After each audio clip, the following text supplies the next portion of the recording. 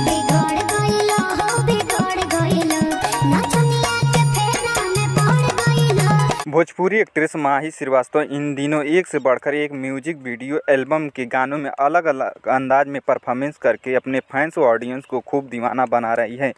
वह अपने अलग अलग गाने में अलग अलग वेशभूषा व अलग तेवर और कातिल अदाओं से हर किसी के दिल को घायल कर देने में महारत हासिल कर ली हैं। ऐसे में माही श्रीवास्तव ने पॉपुलर गायिका खुशी कक्कड़ के साथ एक नया खाटी भोजपुरी लोकगीत बिगड़ गइला राजा जी लेकर लोगों के बीच हाजिर हुई हैं। दोस्तों वीडियो में बने रहिए, आगे हम और बात करेंगे, लेकिन उससे पहले अगर आप चैनल पर नए हैं तो चैनल को सब्सक्राइब, वीडियो को लाइक, शेयर और कमेंट ज़रूर करें, जिसके बोल और धुन सुनते ही मिजाज हरियर हो जाता है, साथ ही वीडियो देखने के बाद मन मुग्ध हो जाता है।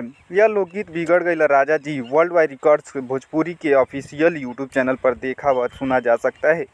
इसके ऑडियो में जहां खुशी कक्कड़ ने एकदम देसी अंदाज में कहरौआ धुन पर यह लोकगीत गाया है, वहीं एकदम देसी कहरौआ स्टाइल में कलरफुल डार्क ब्लू साड़ी और डार्क ब्लू कलर का ब्लाउज पहने, आँखों में जान मारू काजल लगाए, ओठों पर लाल लिपस्टिक लगाए हुए घायल कर रही हैं, तो वह कमर तब लंबी चोटी लहराते हुए वह नागिन की बल खाते हुए वह हर किसी को दीवाना बना रही हैं। इस गाने की वीडियो में माही श्रीवास्तव जहां देसी घरेलू युवा पत्नी की अदाकारी करके बिजली गिरा रही हैं, वहीं उनके पति बने एक्टर अविनाश आर्य अपनी पत्नी को छोड़ किसी और के साथ मटर गश्ती करने पर परफॉर्मेंस कमाल का किया है। इस गाने की वीडियो में माही श्रीवास्तव और अविनाश आर्य की युवा पति पत्नी की जोड़ी देखते ही बन रही है और उन दोनों का साथ में ठुमका लगाना बड़ी मनभावन लग रहा है। इस गाने के वीडियो में दिखाया गया है कि अपने पति के गर्दन पर लिपस्टिक का निशान देखकर नाराज होते हुए माही श्रीवास्तव पूछती हैं कि रतिया में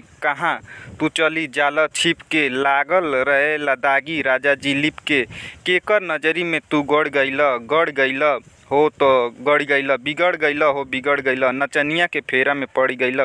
वर्ल्ड वाइड रिकॉर्ड्स प्रस्तुत भोजपुरी लोकगीत बिगड़ गइला राजा जी के निर्माता रत्नाकर कुमार हैं। इस गीत को सिंगर खुशी कक्कड़ ने अलग अंदाज में गाया है।